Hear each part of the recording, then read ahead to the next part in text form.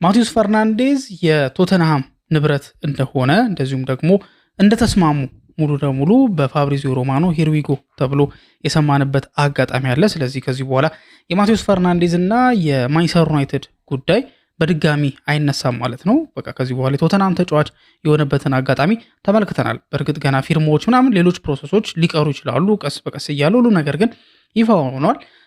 ያው ሂርዊጎ የሚባለው ሲስማሙ ነው። ኦፊስሊ አይደለ ላይክ ዝውውሩ ተጠናቋል ማለት አይደለም። ብዙ ጊዜ ሂርዊጎ ተብሎ በተለይ በባለፈው ክረምት ዝውውር መስኮት ላይ የከሸፉ ዝውውሮችን ተመልክተናል። ግን ብዙ ጊዜ ሲስማሙ ግን በቃ ተስማምተዋል ሲባል ከመፈራረማቸው በፊት ምናምን ነገር ፋብሪዚዮ ሮማኖ ሂርዊጎ እንደሚል ይታወቃል። ሂርዊጎ የሚባለው ከዛ አንጻር ነው። ታዲያ በዚህኛው ፕሮግራም ላይ የምናነሳው ሀሳብ ምንድነው? ማቲዩስ ፈርናንዴዝ ለምን ቶተንሃምን መረጠ? እንግዲህ ማንቸስተር ዩናይትድ እና ቶተንሃም የዚህ ልጅ በጣም በከፍተኛ ደረጃ ሲፈልጉት የነበረ ተጫዋች እንደሆነ ይታወቃል። ታዲያ ለምንድነው ማቲዩስ ፈርናንዴዝ ቶተንሃምን የመረጠው? ወይ ደግሞ ቶተንሃም ይህንን ዝውውር እንዴት አሸነፈና ማንቸስተር ዩናይትድስ የሰራው ስህተት ምንድን ነው በዚህ ዝውውር ላይ የሚለውን ነገር ለማየት እንሞክራለን። በዚህ ዝውውር ጉዳይ ላይ በጣም ሰፊ የሆኑ ዘገባዎች ነበር ሲደረጉ የነበረው። ስለዚህ ዝውውር ጉዳይ ሰፋ አድርገን ለማንሳት እንሞክራለን። የዩናይትድ ስህተት ምኑ ጋር ነው? እንዴትስ ቶተንሃም አሸነፈ? የቶተንሃም ተጫዋችስ እንዴት ሊሆን ቻለ ይሄ ልጅ የሚሉትን ነገሮች አጠቃላይ ለማየት እንሞክራለን። በሌላኛው ርዕሳችን ደግሞ የምናነሳው ወደ 6 ያክል ተጫዋቾች የማንቸስተር ዩናይትድ የኮንትራት ዘመናቸው የመጨረሻ ዓመት ላይ ገብተዋል። እንደሚታወቀው ጁላይ ወር ላይ መግባታችንን ተከትሎ አሁን ወደ 6 ያክል ተጫዋቾች 1 ዓመት ብቻ በማንቸስተር ዩናይትድ የመቆየት ኮንትራት ወይ ደግሞ ኮንትራታቸው ላይ 1 ዓመት የሚል ነው ያለው። ማለትም እስከ ቀጣይ ዓመት ድረስ ብቻ የሚቆይ ወይ ደግሞ የሚያቆይ እስከ ቀጣይ ዓመት ጁን 30 ድረስ ብቻ የሚያቆይ ኮንትራት ነው ያላቸው። እነዛ 6 ተጫዋቾች እነማን ናቸው የሚለውን ነገር በማንቸስተር ዩናይትድ ቤት ውስጥ ያላቸው ሚና የሚሉትን ነገሮች አጠቃላይ ለማየት እንሞክራለን። ከእናንተ የሚጠበቀው ታዲያ እስከ ፕሮግራማችን መጨረሻ ድረስ አብራችሁን መቆየት ነው። ለዚህ ቻናል አዲስ ከሆናችሁ ሰብስክራይብ ማድረግ እንዳይረሳ። ሰብስክራይብ ካደረጋችሁና ኦልሬዲ ቤተሰብ ከሆናችሁ ደግሞ ሼር እያደረጋችሁ ብዙ ቦታ እንድንደርስ ላይክ እያደረጋችሁ እንደዚሁም ደግሞ ኮሜንት ላይ እየተሳተፋችሁ ከኛ ጋር አብራችሁ መሆናችሁን እንድታሳዩን እንጠይቃችኋለን። መልካም ቆይታ እንተመኝ። ማንቸስተር ዩናይትድ የሚድፊልድ ቦታው ላይ ተጫዋቾችን ማስፈረም እንደሚፈልግ አይደለም በዚህኛው የዝውውር መስኮት፣ በባለፈው የዝውውር መስኮት ላይ የሚታወቅ ነገር ነበር። ኤሌት አንደርሰን እነ ባሌባ እነ ዋርተን ቀድሞ ከማንቸስተር ዩናይትድ ጋር ስማቸው ሲያያዝ ነበር ሰምተን የነበረው ተመልክተን የነበረው። ታዲያ ይሄኛው የዝውውር መስኮት በሚገባበት ሰዓት ላይ በሚከፈትበት ሰዓት ላይ በዚህ ክረምት ላይ ዩናይትድ በ3 መንገድ ከፋፈለ። ከዛ ተጫዋቾችን ማደን ጀምሮ ነበር። በኋላ ላይ ከእቅዶቹ መካከል የሰራው እቅድ የኤደርሰን ብቻ ነው። ሌላው ላይ የዩናይትድ የትራንስፈር እቅዶች ሙሉ በሙሉ በተለይ እስካሁን ባለው ነው የምላችሁ አሁን ገና ብዙ ይቀራል። የዝውውር መስኮቱ ገና አልተዘጋም። ገና ደግሞ ወርልድ ካፕም አላለቀም። ወርልድ ካፕ ሲያልቅ ደግሞ ነገሮች ይፋጠናሉ፣ ብዙ ነገሮች ሀፕን ያደርጋሉ ተብሎ ይታሰባል። ግን እስካሁን ባለው ግን ዩናይትድ በእቅዱ መሰረት ነው እየተጓዘው ብሎ ለመናገር ያስቸግራል። በእርግጥ ምናልባት ፕሎት ትዊስት ሊኖር ይችላል፣ ወይም ያልጠበቅነው አይነት ለውጦች ሊደረጉ ይችላሉ። በኋላ ላይ ማንቸስተር ዩናይትድ የሆነ ተጫዋች በፈለገው መጠን ወይ ደግሞ ባሰበው ልክ ሳይን ማድረግ የሚችለውን ወይ ደግሞ ማስፈረም የሚችለውን ተጫዋች አይደንቲፋይ አድርጎ ሊሆን ይችላል። እሱንም ደግሞ ሪቬል ሊያደርግ የሚችልበት ወይም ሊያሳውቅ የሚችልበት እድል ወይንም ደግሞ አጋጣሚ አለ። እስካሁን ባለው ከተመለከትን ግን ያ አይደለም እየሆነ የሚገኘው። ለዛም ደግሞ አንደኛው ማሳያ የማቲዩስ ፈርናንዴዝ ጉዳይ። ዩናይትድ ከኤሌት አንደርሰን ጋር ነበር መጀመሪያ ላይ ስሙ ተያይዞ የነበረው። ከዛ በኋላ ዋጋውን ካወቀ በኋላ ያንን ዋጋ ማሽ ማድረግ ስለማይፈልጉ ወይ ደግሞ ሬዲ ስላልሆኑ ቀጥታ ወደ ማቲዩስ ፈርናንዴዝ ዝውውር ፎከስ አደረጉ። እስከ መጨረሻው ድረስ ልክ ፋብሪዚዮ ሂርዊጎ እስከሚል ድረስ ማንቸስተር ዩናይትድ የዚህ ተጫዋች ዋነኛ ፈላጊ ሆኖ ቀርቦ ነበር። መረጃዎችም እንደሚሉት የማቲዩስ ፈርናንዴዝም ልብ ያለው ወይ ደግሞ ፍላጎቱ ዩናይትድ ጋር ነበረ። ግን ደግሞ በይፋ ወይም ለሚታመኑት የዜና ምንጮችም እንደዚህ ነው የምፈልገው፣ ዩናይትድ ነው የምፈልገው ወይ ደግሞ ቶተንሃምን ነው የምፈልገው የሚል ግልጽ ያለ ወይም ደግሞ ቁርጥ ያለ አስተያየትን አልሰጠም ማለት ነው። ግን ደግሞ ዝም ብሎ ግን የሚፈልገው ማንቸስተር ዩናይትድ ነው ሲባል ሰምተናል። ቀዳሚ ምርጫው እሱ ነበር። ኢቨን ፋብሪዚዮም ብሎታል ይሄን ነገር ቀዳሚ ምርጫው የሚሆነው ማንቸስተር ዩናይትድ ነው የሱ ፍላጎት። ግን ለሁለቱም ግን ኦፕን ነው። የበለጠ ላቀረበውና የዌስትሃምን የዝውውር ዋጋ ለተቀራረበ ወይ ደግሞ ያን ማቅረብ ለፈለገ ቡድን ማቲዩስ ፈርናንዴዝ እንትን ማለት መፈረም እንደሚፈልግ ተናግሮ ነበር። ታዲያ አሁን ላይ ቶተናም ምን እንደመረጠው ለቶተናም እንደሚገባ ለዩናይትድ ሰዎችም ማሳውቋል ተብሏል። ዝውውሩም ደግሞ ተፈጽሟል ማለት እንችላለን፣ ሂርዊጎ ስለተባለ ማለት ነው። ታዲያ ምክንያቱ ምንድን ነው? ላይክ አንደኛ ቶተናሞች እንዴት አሸነፉ ይህንን ዝውውር? ሲቀጥል ማቲዩስ ፈርናንዴዝስ ለምን እንዴት መረጣቸው ቶተናሞችን የሚለውን ጉዳይ ነው በተለይ በዋናነት ለማንሳት ምን ሞክረው። ቲምቶክ ይዞት በወጣው መረጃ መሰረት ወይ ደግሞ ይዞ በወጣው ዘገባ መሰረት በሁለት ዋና ዋና ምክንያቶች ነው ማቲዩስ ፈርናንዴዝ ቶተናምን መምረጥ ይቻላል። እንዴት ቶተናም አሸነፈ የሚለው ሌላ ርዕስ ነው። ግን እንዴት ነው ማቲዩስ ፈርናንዴዝ ይህንን ዝውውር የመረጠበት ምክንያት ምንድን ነው የሚለውን ነገር ቲምቶክ ሁለት ሀሳቦችን አስቀምጧል። የመጀመሪያው ነገር ምንድን ነው? ፈርናንዴዝ ቶተናሞች ባሳዩት አምቢሽን ተማርኳል ነው። እንግዲህ ሁለት ክለቦች በመጨረሻም ልጁን ለመፈለግ ይሄ መጨረሻው ሩጫ ላይ ደርሰው ነበር፣ ወይ ደግሞ የመጨረሻው ፉክክር ላይ ደርሰው ነበር። ማንቸስተር ዩናይትድ እና ቶተናም ማለት ነው። ሁለቱም ክለቦች የዚህ ተጫዋች ፈላጊዎች ሆነው መጥተዋል። ላይክ በጣም በተደጋጋሚ ሲዘገብ የነበረው አሁን ፉክክሩ በሁለቱ መካከል በቶተናም እና በማንቸስተር ዩናይትድ መካከል። ታዲያ ማቲዩስ ፈርናንዴዝን ያስደነቀው ወይ ደግሞ ደስ ያስባለው ነገር ምንድን ነው ብሎ ነው ቲምቶክ ይዞ የወጣው መረጃ። ቶተናሞች ያላቸው አምቢሽን እሱን ለማግኘት ምን ያህል ዋና ተጫዋቻቸው እንደሆነ የትኛውም ዋጋ ሲተመንበት ይገባዋል ወይ ደግሞ ዲዘርቭ ያደርጋል ብለው አስበው ያንን ዋጋ ማሽ ለማድረግ የሄዱበት ርቀት ከማንቸስተር ዩናይትዶች የተሻለውን አግኝቶታል። እንግዲህ ዩናይትዶች ምክንያታቸው ምንድን ነው የሚለውን ነገር በግልጽ እንደዚህ ነው ብለን መናገር ሊከብደን ይችላል። ግን ደግሞ እያየን እንዳለነው ከሆነ ግን ዩናይትዶች ሄዚቴት ሲያደርጉ ተመልክተናል። የዝውውር ዋጋ ላይም በተወሰነ መንገድ ቶተናሞች የፈለጉትን አይነት ኦፈር አልነበረም ሲያቀርቡ የነበረው። በዚህ ጋር ደግሞ ፈርናንዴዝ ለሁለቱም ኦፕን ሆኗል። ስለዚህ ዌስትሃሞችን ጠንካራ ፖዚሽን ላይ ያስቀምጧቸዋል ማለት ነው። ዌስትሃሞችን ጠንካራ ፖዚሽን ላይ ያስቀምጧቸዋል።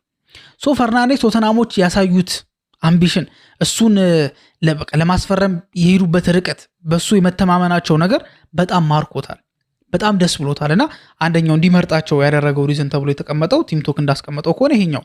ሁለተኛውና ደግሞ ሌላኛው ዋነኛው ነገር ብሎ ደግሞ ቲምቶክ ያስቀመጠው ምንድን ነው? ከሮቤርቶ ዲዘርቢ ጋር በተደጋጋሚ ሲነጋገሩ ነበር። ማይክል ካሪክ ከማቲዩስ ፈርናንዴዝ ጋር አውርተው ነበር።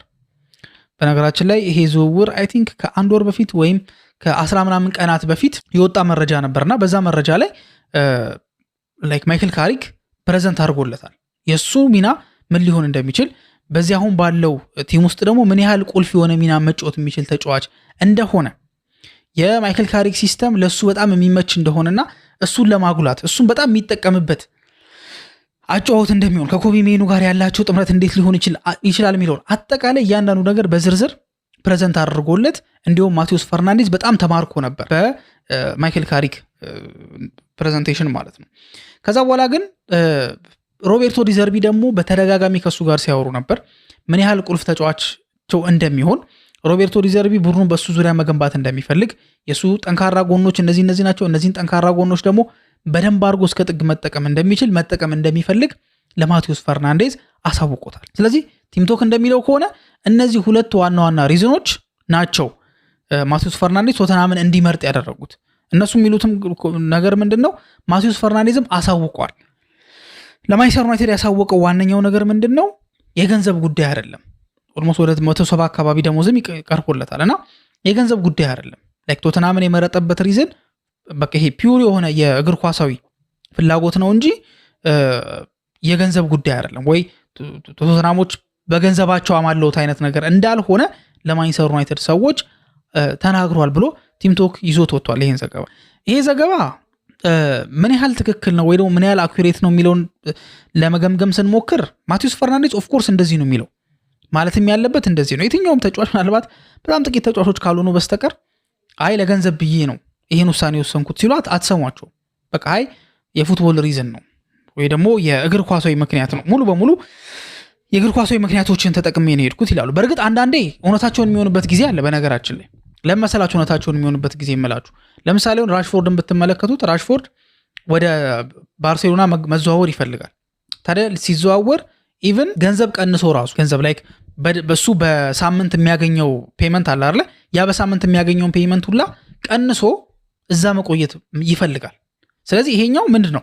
ፒውር የሆነ እግር ኳሳዊ ምክንያት ነው ማለት ፒውር የሆነ እግር ኳሳዊ ምክንያት። ምክንያቱም ሌላ ቦታ ላይ ሌላ አይነት ክፍያ ሊከፈለው ይችላል ወይ ዩናይትድን ቢቆይ እንደዚህ አይነት ነገር እንደዚህ አይነት ነገር ንጹህ የሆነ የእግር ኳሳዊ ምክንያት ብለን እንወስደዋለን። ሶ ላይሆን አይችልም የምንለው ነገር አይደለም። ማቲዩስ ፈርናንዴዝም ደግሞ ያስቀመጠው ነገር ወይም ደግሞ የተናገረው ነገር ያንን ነው፣ ፒውር የሆነ እግር ኳሳዊ ምክንያት ማለት ነው። ሶ ከዛ አንጻር ነው ይሄ ነገር ወይ ደግሞ ይሄን ውሳኔ ለመወሰን የቻሉ።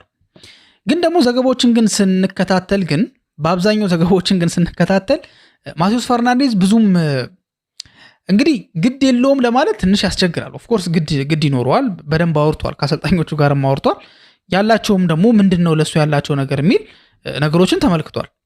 ግን አንድ ተጫዋች በአንድ ጊዜ ሁለቱም ቦታ ላይ እኩል ሊመቸው አይችልም። ላይክ ቅደም ተከተል ይሰጣሉ እኮ ተጫዋቾች። በነገራችን ላይ እምቢ ላሉ እኮ አይደለም። ሌላም ጊዜ ሌላም ዝውውር ላይ ተከታትላችሁ ከሆነ እምቢ አይሉም። አይ ይሄ ዝውውር ካልሆነ ያልፈልግም እኮ አይሉም። ግን ፕራዮሪቲ ያላቸው አንደኛ ሁለተኛ ምናምን ነገር።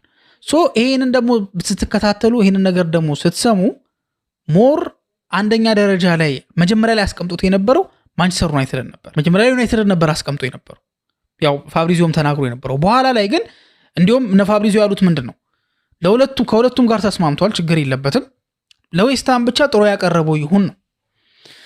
እሱ ይሄንን አልተስማማበትም። እሱ ያልመረጠው ቦታ ላይ ሄደው ተገዶ ነው መቼስ ልንል አንችልም አይደል? እንደዛ ሊሆን አይችልም። ግን ደግሞ ባህሪውን ግን ስታዩት ግን ቶተናም ጋር የሄደው በእነዚህ ሁለት ሪዝኖች አይደል? ከቶተናሙ አሰልጣኝ ጋር ባወራው ወሬ ወደ ቶተናሞች ባሳዩት አምቢሽን አይደለም።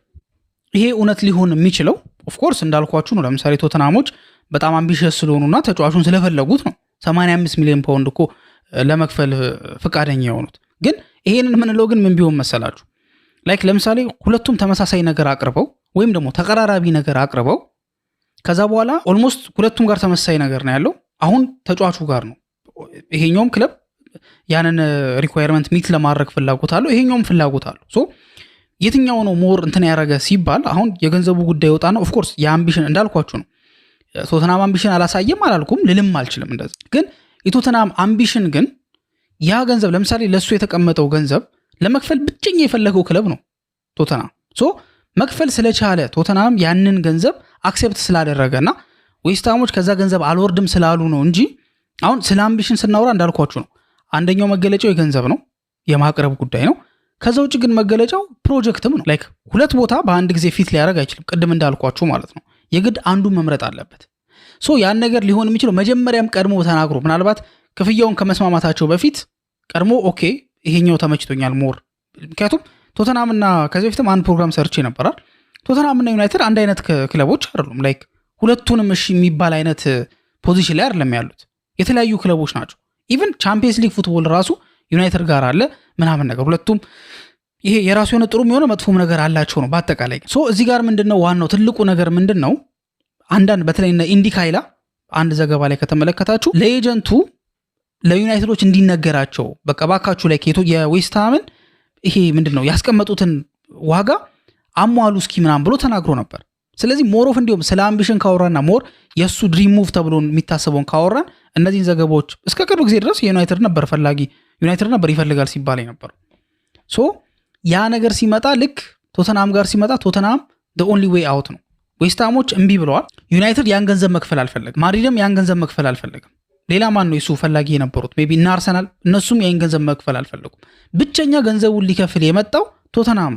ሶ ቶተናም ነው ገንዘብ የመክፈል አቅም ያለው ብለን ማለት ፍላጎት ያለው ብለን የመረጣቸው ዋጋውን ስላቀረቡ ነው the only way out ስለሆነ ወይ ደግሞ ብቸኛ ያ መውጫ መንገድ ስለሆነ ነው የሚለው ነገር ላይ አይደለም ማለት ይከብደናል አይደል? ለምሳሌ ያንዲዮም አንድ የምትመለከቱት ፒኤስጂ መክፈል ፍቃደኛ ነበር 100 ምናምን፣ ሊቨርፑልም ለመክፈል ፍቃደኛ ነበረ። ዩናይትድም በእርግጥ ገንዘቡ ከፍ ብሎባቸዋል፣ ግን እነሱም ይፈልጉ ነበር። ከዛ በግልጽ ፒኤስጂ መረጠ ይልጅ። ሶ አሁን ፒኤስጂ ለምን መረጥ ስትሉት አይ ከገንዘቡ ጋር ወይ ደግሞ ካስገቡት ዋጋ ጋር የተያያዘ አይደለም ቢል እናምነዋለን ማለት ነው።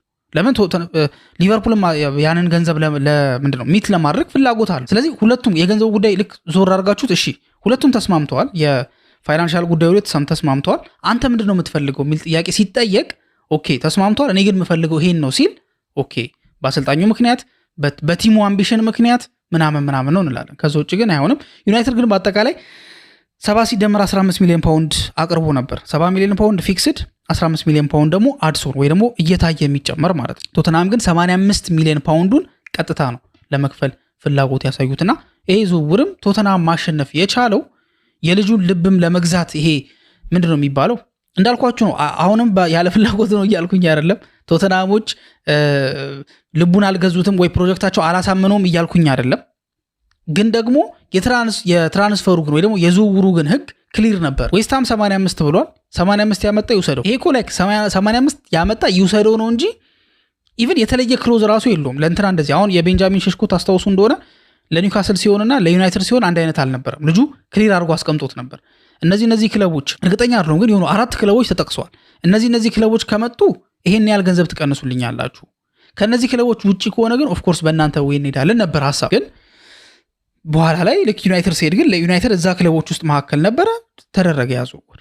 ታዲያ የዩናይትድ ትልቁ ስህተት ምንድነው በዚህ ዝውውር ካላችሁኝ ማንቸስተር ዩናይትድ ትልቁ ስህተት ብዬ የማስበው ከዚህ ዝውውር በጊዜ አለመውጣቱ። ለምን እስከ መጨረሻው ድረስ ላይክ ቶተንሃም እዚህ ጋር አለ ክሊር እኮ ነው አይደል ግልጹ። በነገራችን ላይ አይደለም ለሌላ እኮ እኛ እንኳን ዝም ብለን ትራንስፈሩን እኮ ላይክ ዝም ብለን ስናየው ወደ ቶተንሃም እንደሚሄድ ያስታውቅ ነበር። ለምን ዌስትሃሞች 85 ካሉን እምቢ ብለዋል። 85ቱን ደግሞ መክፈል የሚችለው ብቸኛ ክለብ ከረንትሊ ቶተንሃም ብቻ ነው። ቶተንሃም ደግሞ መክፈል ይፈልጋል። ስለዚህ በምንም ተአምር ልጁ ፈርናንዴዝ ወጥቶ እኔ የምፈልገው ዩናይትድ ነው ካላለ በስተቀር ዌስትሃሞች በተአምር የዩናይትድን 7 ሲደመር 15 ሚሊዮን ፓውንድ አይቀበሉ። ይሄ እኮ ቀላል ነገር ይመስለኝ። ልጁ ግን አይ ዩናይትድ ነው የምፈልገው ቢል ቢያንስ ይደራደራሉ መጥተው 7 ሲደመር 15 85 ብላችኋል። እሺ ግን ስትራክቸራሊ ግን እንስማማ 7 መጀመሪያ እንስጣችሁ 15 ቀስ ብለን እንስጣችሁ የሚለው ላይ ይመጣ ነበር። ግን ይሄ ልጁ ምንም አላለም። ስለዚህ በቃ ያን ነገር በክሊር ከልጁ እናንተን ብቻ ነው የምፈልገው የሚል ነገር እስካላገኙ ድረስ በጊዜ ኦኬ ምናምን ብለው ዋካውት ማድረግ ነበረባቸው። ይሄኛው ዝውውር ወደ ቶተንሃም መደረጉ ብቻም ሳይሆን ከዚህ በኋላ የሚኖሩት ዝውውሮች ላይም በተለይ ማንቸስተር ዩናይትድ ላይ ትልቅ ችግር ሊያመጣ እንደሚችል ዘገባዎች እየወጡ ነው የሚገኙት። እንደዚሁም ደግሞ ሁኔታዎችንም ስታዩ የዝውውሮችን ታሪኮች በምታዩበት ሰዓት ላይ አንድ ዝውውር ምን ያህል ሌሎች ዝውውሮችን ትሪገር እንደሚያደርግ ስትመለከቱ ኦፍ ኮርስ ይሄ ነገር ይታወቃል። ብዙ ጊዜ የሆነ ክለብ ነው የተጫዋችን ዝውውር ኢንፍሌት እንዲያደርግ የሚያደርገው ወይ ደግሞ ዋጋው በቃ የሆነ አይነት ሊሚቱን የሚበጥሰው የሆነ ክለብ ነው። ሁልጊዜም ቢሆን ሪከርድ ሰባሪዎች አሉ። የዝውውሩን እንቅስቃሴ እስከ መጨረሻው ድረስ በቃ ይሄ ሊሚቱን እስከ ጫፍ ድረስ የሚገፉ ክለቦች አሉ፣ የሚገፉ ተጫዋቾች አሉ። እና ከነዛም መካከል አሁን ለምሳሌ የምናነሳቸው ዝውውሮች አሉ። ለምሳሌ የኔማር ዝውውር በጣም ይሄ የ100 ሚሊዮን ፓውንድ ዝውውሮች እንዲበራከቱ ያደረገ ትልቅ ዝውውር እንደሆነ ይታወቃል። እንግዲህ ኔማር ወደ ፒኤስጂ በሚዘዋወርበት ሰዓት ላይ 222 ሚሊዮን ዩሮ ነው የወጣበት which is ውል ማፍረሻ ነው። እና ባርሴሎናዎች ደግሞ በእርግጠኝነት ይሄ ውል ማፍረሻ ሲቀመጥ ብዙ ጊዜ ለምሳሌ ሪዝነብል የሆነ ፕራይስ ይቀመጣል። አንዳንዴ ላይክ ኦነስት ሆነው በዚህ ዝውውር ምናምን ብለው ኦነስት ሆነው ምንድነው የውል ማፍረሻ ገንዘቦች ይቀመጣሉ። አንዳንዴ ደግሞ ምንድነው ክለቦችን ማራቂያ ይሄ የሚፈልገው ቡድን ይሄንን አይቶ እንዲርቅ ያደርጋሉ። ለምሳሌ የሁሊያን አልቫሬዝ የውል ማፍረሻ 500 ሚሊዮን ዩሮ ነው። ይሄ ማለት ፈላጊዎቹ ቀጥታ መከፍሉ ከሆነ ማንም ተጫዋች በዚህ ሰዓት ላይ 500 ሚሊዮን ዩሮ ወርዝ ያደርጋል ተብሎ አይታሰብም ወይ ደግሞ አይጠበቅም። ግን ወርዝ ያደርጋል ካላችሁ ግን እናንተ አምጡ፣ እኛ ከፈለግን 500 ሚሊዮን ተጫዋቾችን ልናመጣ እንችላለን ሊባል ይችላል። ልክ ባርሴሎና የኔማር 222 ሚሊዮን ዩሮ ገንዘብ እነ ዴምቤሌ ላይ ግሪዝማን ላይ እነ ኩቲኖ ላይ እንደተጠቀመው ማለት ነው። እነዚህ ከ100 በላይ የተዘዋወሩ ተጫዋቾች ናቸው እና ኢንፍሌት ያደርገዋል ያን ተጫዋች ዝውውር። አንድ ክለብ የሚፈጽመው ዝውውር ያን ነገር እንዲፈጠር ያደርጋል። ይሄ የተለመደ ነገር ነው፣ እግር ኳስ ላይ ያለ ነገር ነው፣ የተለመደ ነገር ነው። ብዙ ጊዜ ዝውውሮች ሴት የሚደረጉት ከዛ አንጻር በጣም አውትስታንዲንግ ተጫዋች መውጣት ይፈልጋል። ይሄ ነገር በነገራችን ላይ አጋጣሚዎችን ይፈልጋል። ላይክ በጣም ይሄ ሊሚትድ የሆኑ ሞመንቶችን ይፈልጋል እንጂ ሁሌ የሚፈጸም ነገር አይደለም። ለምሳሌ በ80 ሚሊዮን ፓውንድ ሪከርድ በሆነ ገንዘብ ማድሪድ ክሪስቲያኖ ሮናልዶን ከማንቸስተር ዩናይትድ ሲያስፈርመው ክሪስቲያኖ ሮናልዶ ባሎን ዶር ያሳካ ተጫዋች ነው። ከማንቸስተር ዩናይትድ ጋር ፕሪሚየር ሊግ አሳክቷል፣ ቻምፒየንስ ሊግ አሳክቷል። የሚገርም ፐርፎርማንስ የሚያሳይ ተጫዋች ነው ክሪስቲያኖ። ብዙ ጊዜ በዚህ ሌቭል ላይ ሲደርሱ ተጫዋቾች አይወጡም ከዛ ክለብ።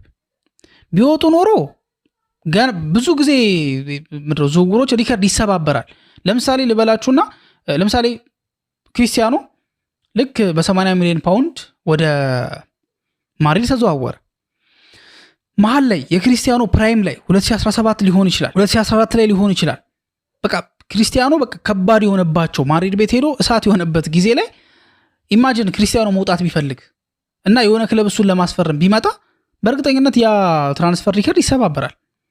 ሜሲ በዛ ፕራይሙ ዘመን ላይ 2012 ላይ 2015 ላይ ለመውጣት ቢወስን የሆነ ክለብ እሱን ቢያስፈርም በትልቅ ገንዘብ ነው። ግን እንደዚህ አይነት ነገሮች ብዙ ጊዜ ሀፕን አያደርጉም፣ ብዙ ጊዜ አይፈጠሩም። እንደዚህ አይነት ነገሮች በጣም ሊሚትድ ናቸው፣ ሊሚትድ ኬዝ ነው። በእርግጥ አሁን ላይ እውነት ለመናገር የድሮ 100 ሚሊዮን ፓውንድ ተጫዋች እና የአሁን 130 ሚሊዮን ፓውንድ ተጫዋች አቅማቸው ይገናኛል ብዬ አላምንም። ኢቭን ሪዝኑ ራሱ አይገናኝም። በጣም አሁን ላይ ተቀይሯል፣ ያ ስትራክቸር ተቀይሯል። 100 ሚሊዮን የሚባለው ወይ ደግሞ የዝውውር ሪከርድ የሚሰብሩ ላይክ ዝውውሮች ባህሪያቸው ተቀይሯል።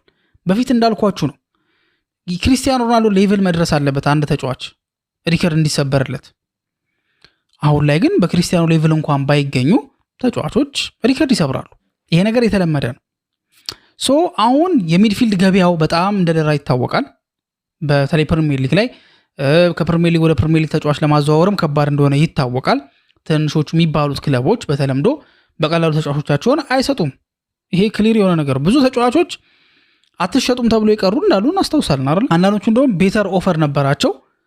ከዛ በኋላ እሱ ነገር ያልተፈጠረበትንም ሁኔታዎች አይተናል ከዚህ በፊት። ሶ በጣም ከባድ ተዳዳሪዎች ናቸው እና ይከብዳል። ታዲያ ይሄ ነገር እንዴት ነው ይሄኛውን ዝውውር እንዴት አድርጎ አፌክት አደረገው የሚለውን ነገር እንመልከትና የማቴዎስ ፈርናንዴዝ ደግሞ ላይክ ዝውውር እንዴት አፌክት እንደሚያደርግ ቀጣይ ዝውውሮችን፣ ይሄ ደግሞ ለዩናይትድ ምን ያህል ከባድ ነገር እንደሆነ መጥፎ ዜና እንደሆነ መረዳት እንችላለን ብዬ አስባለሁ። መረጃዎች እንደሚያሳዩት ከሆነ አንዳንድ ቦታዎች ላይ ለማንበብ ስሞክር የኤሌት አንደርሰን 116 ሚሊዮን ፓውንድ፣ አንዳንዶች እንደሚሉት ደግሞ 130 ሚሊዮን ፓውንድ ዝውውር። በእርግጥ ዴቪድ ኦርንስቴን 116 ነው ያለው። ፋብሪዚዮም በኋላ ላይ 116 ብሏል። መጀመሪያ ላይ ወደ 130 አካባቢ ነበር ብሎ የነበረውና ያ 116 ሚሊዮን ፓውንድ በሚያወጡበት ሰዓት ላይ ወይ ደግሞ በሚከፍሉበት ሰዓት ላይ ዋጋውን ኢንፍሌት ነው የሚያደርጉት ሙሉ በሙሉ ማለት ነው። ምንድነው የሚድፊልደር ትራንስፈር ዋጋውን የዝውውር ዋጋውን ከፍ ነው የሚያደርጉት። እሱ 116 ሚሊዮን ፓውንድ በመውጣቱ ለሱ በመከፈሉ ምክንያት ብቻ አንድ መረጃ ላይ እንዳዩት ከሆነ 20% ያክል አሁን ያሉ ክለቦች ሚድፊልደሮቻቸው ላይ 20% ያክል ጨምረዋል። ማለት መጀመሪያ ላይ ኢቫሉዌት አድርገው የነበረው አለ ወይ ደግሞ መጀመሪያ አካባቢ ላይ አስቀምጦ የነበረው ገንዘብ አለ። ልክ የኤሌት አንደርሰን 116 ሲከፈልበት ወደ 20% ያክል ጨምሯል። ለምንድን ነው ይሄ የሆነው? የ100 ሚሊዮን ፓውንድ ዝውውር አዲስ ሆኖ አይደለም፣ ወይ 100 ሚሊዮን ፓውንድ ዝውውር ለመጀመሪያ ጊዜ ተፈጥሮ አይደለም። የመጀመሪያው ብሪቲሽ ተጫዋችም አይደለም፣ የመጀመሪያው አይደለም። ለምንድን ነው እንደዚህ የተነሳሱት የሚለውን ነገር ከተመለከትን ዋነኛውና ትልቁ ነገር ምንድን ነው?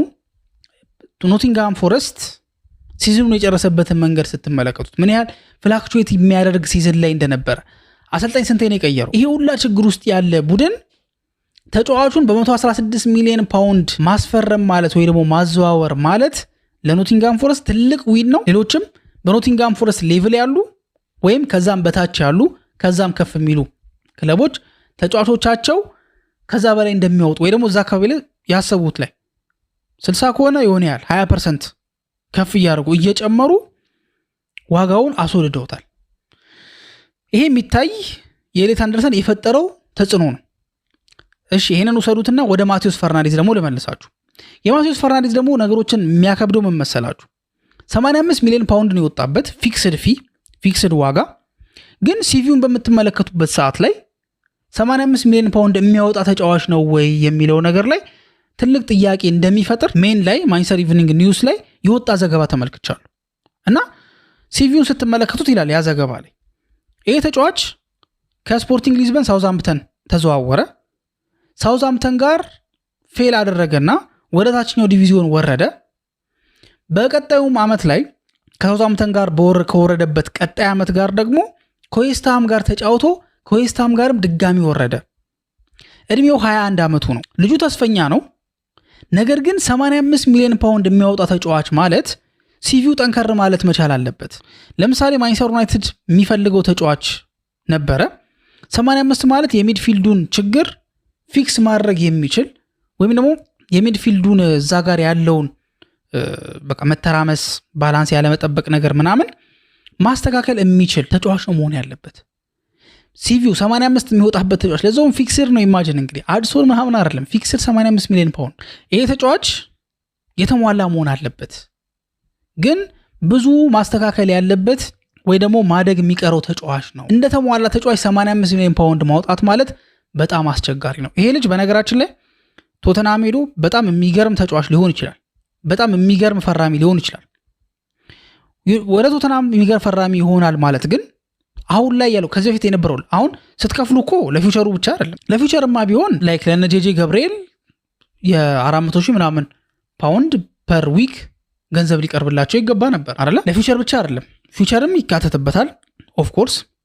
ግን ደግሞ ዋናው ነገር ግን ፓስቱ እንዴት ነው፣ ሲቪው እንዴት ነው ነው። ጥሩ ከሆነማ እዛ ክለብ ገብቶ ደሞዙ እኮ ይጨመርለታል፣ ዋጋው ከፍ ይላል። ግን ምንድነው ያደረገው ከዛ በፊት የሚለው ነገር ነው ለዚህ ተጫዋች። ለምሳሌ ዴክላን ራይስ እኮ ከዌስትሃም ነው የፈረመው ካላችሁኝ፣ ዌስትሃም እሱ ወደ አርሰናል በሄደበት ሲዝን ላይ አይ ቲንክ 2023 ላይ ይመስለኛል አይደል? ወደ አርሰናል የሄደበት ሰዓት ላይ ዴክላን ራይስ ዌስትሃም ምንድን ነበር ያደረጉት? አይደለም ሊወርዱ ቀርቶ ኮንፈረንስ ሊግን እኮ አሳክተዋል። ኮንፈረንስ ነው ዩሮፓ ሊግን ያሳኩት ነው፣ ኮንፈረንስ መሰለኝ አይ ቲንክ አሳክተዋል። ማለት ዋንጫ የአውሮፓ ሻምፒዮን ሆነዋል። ሻምፒዮን ለመሆናቸው ደግሞ ትልቁን ሚና ሲወጣ የነበረው ዴክላን ራይስ ነበረ። ስለዚህ ይሄ ልጅ ክሊር ሲቀጥል ልክ ወደ አርሰናል በሚመጣበት ሰዓት ላይ ከዛ በፊት ደጋግሞ ራሱን አሳይቷል። የዌስትሃም ጠንካራ ጎን ነበር ይሄ ልጅ። እሱ ዲዘርቭ ያደርጋል። እዚህ ጋር ስንመጣ ግን ጥያቄ አለ። ምን አድርጓል ከዚህ በፊት የሚል ከበድ ያለ ጥያቄ ይነሳበታል ማቴዎስ ፈርናንዴዝ ላይ፣ ሜን ላይ ማንቸስተር ኢቭኒንግ ኒውስ ላይ እንደተዘገበው ከሆነ ማለት ነው። ለእሱ እንደዚህ ተከፈለ። ከዛ በኋላ እንዳልኳችሁ ነው ቅድም የኤሌት አንደርሰን 20% ጨምሯል። የማቴዎስ ፈርናንዴዝ 5% እንኳን ቢጨምር አስቡት። በእንደዚህ አይነት ሲቪ ደረጃ ላይ ያለ ተጫዋች 85 ሚሊዮን ፓውንድ አንድ ክለብ ለመክፈል ፈቃደኛ ከሆነ እና አሌክስ ስኮት እና ባሌባ ዋጋቸው ስንት ሊሆን ይችላል? ከሱ እንኳን ባይበልጥ አሁን ካላቸው ላይ ዋጋው መጨመሩ አይቀርም። ስለዚህ ዩናይትድ ማቴዎስ ፈርናንዴዝን ማጣቱ ኦፍ ኮርስ አንድ ድክመት ነው፣ ችግር ነው። ግን ከዛም በላይ ደግሞ ካጣው በኋላ የሚኖረው የሚድፊልድ ማርኬት ግን ማንቸስተር ዩናይትድ የሚጎዳው ነው። ከዛ ይልቅ ቀደም ብሎ ከዚህ ዝውውር ላይ ጊቭ አፕ አድርጎ ቢሆን ኖሮ እና ሌሎች ታርጌቶቹ ላይ ፎከስ አድርጎ ቢሆን ኖሮ እና ይሄ ዝውውር ከመፈጸሙ በፊት የሆነ ንግግር ቢያንስ የሆነ ያህል ገንዘብ ላይ መስማማት ደረጃ ላይ ከክለብ ጋር ቢደርስ ሊጠቀም ይችል ነበር። አሁን ግን ማቴዎስ ፈርናንዴዝን ማጣቱ ብቻ ሳይሆን ከዚህ በኋላም ግን የሚድፊልደሮች ገበያ ይጨምራል። ስለዚህ ዩናይትድ እንዴት ያደርጋል የሚለው ነገር እዚህ ጋር የምር ልምድ ይጠይቃል። ዋይዝ መሆን አለበት። እነ ዊልኮክስ እነ ቤራዳ በጣም ዋይዝሊ ነው ነገሮችን መስራት ያለባቸው፣ ዋይዝሊ ነው ነገሮችን ማድረግ ያለባቸው። ስለዚህ ትልቁ ፈተና ከዚህ በኋላ ይጀምራል። ማቴዎስ ፈርናንዴዝን አጥቷል ዩናይትድ። ቀጣይ ምን ያደርጋል የሚለው ነገር ላይ አብረን የምንመለከት ነው።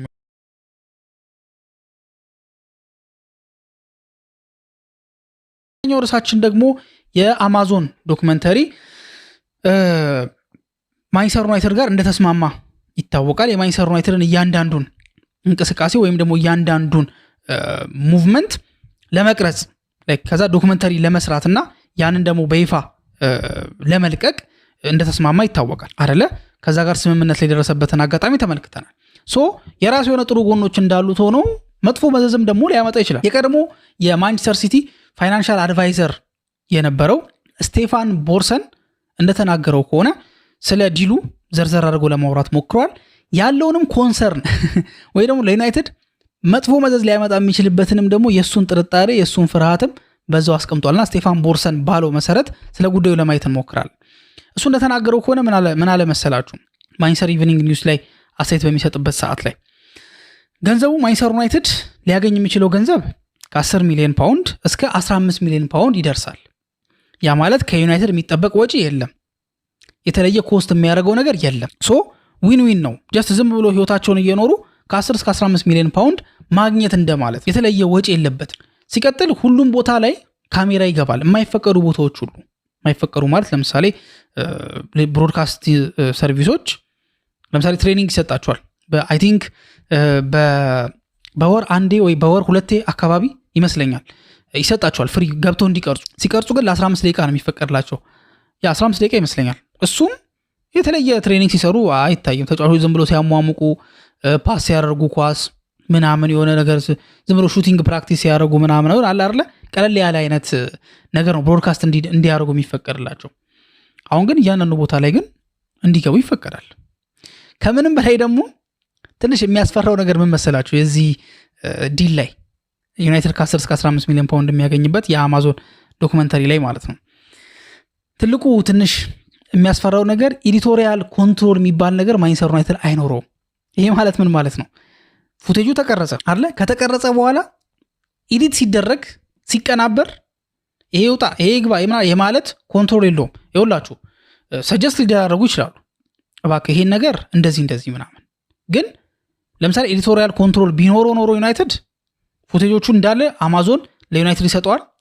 ዩናይትድ በራሱ ኤዲተሮች አይቶ ይሄ ፉቴጅ ይውጣ ይሄ ፉቴጅ ይግባ ምናምን የሚሉትን ነገሮች በደንብ ቼክ አድርጎ አብጠርጥሮ አይቶ ይሄ ይለፍ ይሄኛው እንዳያልፍ ምናምን ብሎ ማስቀመጥ ይችላል።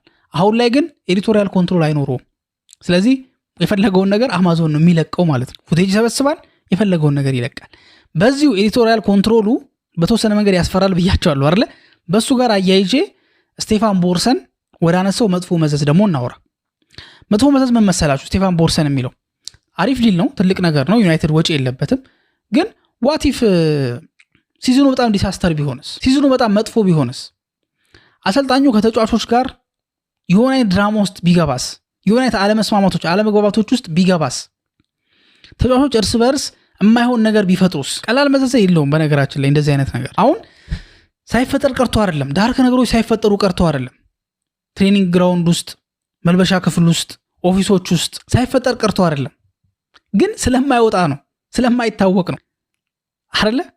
አሁን ላይ እኮ ትልቁ ችግር እኮ እነሱ ነገር ሊክ እያደረገ እኮ ዩናይትድ ሪያል ማድሪድ ኦሪሊየን ቹዋሜኒ እና ፌዴ ቫልቬርዴ ሲጣሉ መረጃ በመውጣቱ ነው መጀመሪያ ተናዶ የነበረው እንጂ ያጋጥማል። አርቤላዋ ምን አለ መሰላችሁ? በዛ ሞመንት ላይ ጋዜጣዊ መግለጫ ላይ ስለዚህ ጉዳይ ሲያነሱበት ይሄ እኮ ትሬኒንግ ግራውንድ ውስጥ የተለመደ ነገር ነው፣ መልበሻ ክፍል ውስጥ እኮ ሁሌ የሚያጋጥም ነገር ነው፣ ችግሩ መውጣቱ ነው።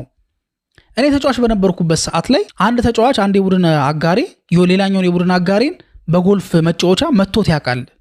ማንም ግን ምንም አላለም። ለምን? ስላልወጣ። አሁንም ችግሩ ሊክ ማድረጉ ነው ነበር ያለው። ሶ ዩናይትድ መጥፎ ሲዝን የሚያሳልፍ ከሆነ ግን ብዙ ነገሮች ይገላለጣሉ። ለምሳሌ ኦሎርነቲንግ ላይ የአርሰናል ኦሎርነቲንግ ላይ እኮ ሴድሪክ ሶዋሬስ እና ላካዜቴ ሲጣሉ እኮ ተመልክተናል አይደለ? ስለዚህ ይሄ ችግር ይፈጥራል የሚል ፍርሃት አለው ስቴፋን ቦርሰን። ግን እሱ እንዳለው ከሆነ ግን ሌሎች ክለቦች ላይ ቶተንሃምም ይሄን ነገር አድርጎ ተሰርቶለታል፣ አርሰናልም ይሄን ነገር አድርጎ ተሰርቶለታል፣ ማንቸስተር ሲቲም ይሄን ነገር አድርጎ ተሰርቶለታልና የዛት ማች የሚያሳስብ ነገር አይኖርም። ግን እንደ ዩናይትድ ቤት ግን አይነት ብዙ ድራማዎች የማያጣው ቡድን እንደሆነ ይታወቃልና ድራማዎች የሚበዙበት ከሆነ ብዙ ድራማዎች ሀፕን የሚያደርጉ ከሆነ ብዙ ድራማዎች የሚፈጠሩ ከሆነ ግን ዩናይትድ ላይ የማይሆን ኢሜጅ የማይሆን መዘዝ ይዞ ሊመጣ እንደሚችል ይጠቀሳል ብሎ ስቴፋን ቦርሰን ሐሳቡን አስቀምጧል ማለት ነው። ወደ ሌላኛው ርዕሳችን ደግሞ በምንሄድበት ሰዓት ላይ 6 ተጫዋቾች የኮንትራታቸው የመጨረሻ ዘመን ላይ በይፋ ገብተዋል። ጁላይ ወር ላይ መገኘታችንን ተከትሎ እንደምታውቁት ኮንትራቶች እስከ ጁን 30 ድረስ ነው የሚፈራረሙት፣ እስከ ጁን 30 ድረስ ነው። በንጋተው ከጁላይ 1 ጀምሮ ያ ኮንትራት ለምሳሌ 1 ዓመት ከሆነ ኮንትራቱ ያ 1 ዓመት የሚያልቅበት ነው ምናምን። ሶ አሁን ጁላይ መግባታችንን ተከትሎ 6 ያክል ተጫዋቾች የማንቸስተር ዩናይትድ የመጨረሻ የኮንትራት ዘመናቸው ላይ ላይክ ኔክስት ይር ያልቃል ማለት ነው። 2027 ላይ ጁን 30 2027 ላይ ኤክስፓየርድ የሚያደርግ ኮንትራት ከረንትሊ ያላቸው 6 ተጫዋቾች ማንቸስተር ዩናይትድ ቤት ውስጥ አሉ። ከነዚህ ተጫዋቾች መካከል አራዝመው እዚህ ላይ የደረሱ አሉ። ለምሳሌ ማጓየር እና ቶም ሂተን። ሶ አንደኛው ተጫዋች ማን ነው ከ6ቱ? ቶም ሂተን ነው። የ40 ዓመቱ የማንቸስተር ዩናይትድ ግብ ጠባቂ ነው። 1 ዓመት የኮንትራት ማራዘሚያ ነው የተፈራረመው። እንደምታውቁት በዚህ ክረምት ነው የተፈራረመው። የዩናይትድ 3ኛ ግብ ጠባቂ ነው። 2ኛ ግብ ጠባቂ ማርለም 3ኛ ግብ ጠባቂ እንደሆነ ይታወቃል። ሞሮፍ የቶም ሂተን ሚና እንኳን ይሄ ቋሚ 11 ውስጥ ለመግባት ወይ ከመጫወት ጋር ምናምን ሳይሆን ሞር የአሰልጣኝነት ሚና ነው ይወጣል ተብሎ የሚታሰበው እና ያ የማሰልጠን ወይ ደግሞ ላይክ በረኞችን የማዳበር አቅሙን ወደውት ነው ማንቸስተር ዩናይትዶች ኮንትራቱን ያራዘሙለት እንጂ ቶም ሂተን ለማንቸስተር ዩናይትድ የሆነ ሚገባ አይነት አማራጭ ወይ ሚገባ አይነት ተጫዋች ሆኖ አይደለም። ሶ ግን ያን ግን ይሰጣል፣ ያንን ስትሪንግ ይሰጣል። ለምሳሌ ሊግራንትን ታስታውሱ ከሆነ ዩናይትድ ቤት የግብ ጠባቂ አሰልጣኝ ሆኖ ሁላ ሰርቶ ነበረ። ሶ ከዛ አንፃር ኮንትራቱ የተራዘመለትና 1 ዓመት የሚቆይ ተጫዋች ነው ቶም ሂተን ማለት። ለማንቸስተር ዩናይትድም እስካለበት ጊዜ ድረስ የራሱን ጥቅም ይሰጣል ተብሎ ይታሰባል። ሁለተኛው ደግሞ ሌላኛው ግብ ጠባቂ አልታይ ባይንዲር ነው። አልታይ ባይንዲር አንድ ዓመት ነው የቀረው፣ ግን 1 ዓመት ደግሞ ምንድን ነው አማራጭ አለው ማንቸስተር ዩናይትድ። ይሄን ተጫዋች ነው ጋር ላቆየው ካለ ተጨማሪ 1 ዓመት ማስፈረም ይችላል። ላይክ ኮንትራቱ ላይ እንደሱ አይነት አማራጭ አለው። አልታይ ባይንዲር ግን ይቆያል ተብሎ አይታሰብም። ከቱርክ የሚፈልጉት ክለቦች አሉ ምናምን፣ ስለዚህ ወደዛ ይሄዳል ተብሎ ነው የሚታሰበው። ግን በዛም አለ በዚህ ግን ኮንትራቱ ላይ 1 ዓመት ብቻ ነው የቀረው። ዩናይትድ ደግሞ ማራዘም ፈልጋለሁ ካለ 1 ተጨማሪ ዓመት ይጨምርበታል ማለት ነው። ሶስተኛው ተጫዋች ደግሞ ሃሪ ማጓየር ነው። ማጓየር እንደምታውቁት አፕሪል ላይ ነው የፈረመው። አፕሪል ወር ላይ ነው የኮንትራት ማራዘሚያውን የተፈራረመውና 1 ዓመት በማንቸስተር ዩናይትድ ቤት ይቆያል። የማጓየር ልምድ እንደዚሁም ደግሞ በአንዳንድ ስፔሲፊክ ጨዋታዎች ወይ ደግሞ የተመረጡ ጨዋታዎች ላይ የሚያሳየው ፐርፎርማንስም በጣም ለማንቸስተር ዩናይትድ ጥቅም ይሰጣል። በተለይ ኤሪያል ዱዌሉ የአየር ላይ ኳስ ብቃቱ በጣም የሚያስደንቅ ነውና 1 ዓመቱን ኮንትራት የተሰጠውም በዛ ምክንያት ነው። ማንቸስተር ዩናይትድ ቤት ውስጥ ትልቅ ካራክተር ያለው ተጫዋች እንደሆነ ይታወቃል። ሌላኛው ተጫዋች ደግሞ ማን ነው? ሊሳንድሮ ማርቲኔዝ ነው። የ28 ዓመቱ ሊሳንድሮ ማርቲኔዝ በማንቸስተር ዩናይትድ ቤት ከብቃት ደረጃ የሚታማ ተጫዋች አይደለም። 1 ዓመት ኮንትራት ነው የሚቀረው። 1 ዓመት ደግሞ የማራዘም ምንድነው ዩናይትድ መብት አለው ወይ ደግሞ አማራጭ አለው እና ዩናይትድ ቤት ውስጥ እስካሁን ድረስ በሲዝን 24 ጨዋታዎችን ብቻ ነው ማክሲመም ጀምሮ የሚያውቀውና ፎርም ላይ መስራት አለበት። ግን ስቲል 1 ኮንትራት አለው። ያ ተጨማሪ ይሄ ምንድነው አማራጩን ይጠቀማል ላይጠቀም የሚለው ቀጣይ ዓመት በሚያሳየው እንቅስቃሴ ነው ልንመለከት ወይ ደግሞ ልናቅ የምንችለው። 5ኛው ተጫዋች ደግሞ ማን ነው? ሉክሾ ነው። ሉክሾ ላይ ምንም አይነት የማራዘም አማራጭ የለም። ስለዚህ 1 ዓመት ብቻ ነው የሚቀረው። ቀጣይ ዓመት ጥሩ ቢንቀሳቀስም ዩናይትድ ምናልባት ተጨማሪ ኮንትራት ሊሰጠው ይችላል ነው እንጂ 1 ዓመት የማስቀጠል አማራጭ የለም በኮንትራታቸው ላይ። 6ኛውና ዋናው ደግሞ ተጫዋች ብሩኖ ፈርናንዴዝ ነው። ብሩኖ ፈርናንዴዝም 1 ዓመት ኮንትራት ውል አለው። ላይክ ኦፕሽን ማለት ነው፣ አማራጭ አለው። 1 ዓመት ማራዘም ይችላል። 1 ዓመት አለው፣ 1 ዓመት ደግሞ የማራዘም እንትን አለው። ግን ዩናይትድ ግን ሞሮፍ አዲስ ኮንትራት ተስማምተዋል የሚባል ነገር አለ። እስከ 300,000 ድረስ ተከፋይ ሊያደርገው ይችላል። ኦፍኮርስ አዲስ ኮንትራት ይሰጠዋልና ያን ነገር ሊጠቀም የሚችልበት አጋጣሚ አለና ብሩኖ ፈርናንዴዝም ሌላኛው 1 ዓመት የቆየው ተጫዋች ነው። ታዲያ በእናንተ ሀሳብ ከነዚህ 6 ተጫዋቾች ማን መልቀቅ አለበት? ማንስ መቆየት አለበት? ተጨማሪ ኮንትራት ይሰጠው የሚለውን ነገር አስቀምጡልን። ይሄ የአማዞን ዶክመንተሪ ጉዳይ ዩናይትድ ላይ መጥፎ መዘዝ የሚያመጣ ይመስላችኋል ወይስ ስሙዝሊ ወይ ደግሞ ጥሩ በሚባል መንገድ ይጠናቀቃል ብላችሁ ታስባላችሁ የሚለውን ነገር፣ እንደዚሁም ደግሞ የማቲዩስ ፈርናንዴዝ 85 ሚሊዮን ፓውንድ በቀጣይ ዝውውሮች ላይ የሚያመጣው ጣጣ እንዴት አያችሁት? የሚያሳስብ ነው ወይስ አያሳስብም የሚለውን ነገር ኮሜንት ላይ እንድታስቀምጡልን ጠይቃችኋለን። እስካሁን ድረስ አብራችሁን ስለቆያችሁ እናመሰግናለን። በቀጣይ ፕሮግራም እስከምንገናኝ ድረስ መልካም ጊዜ ይሁንላችሁ።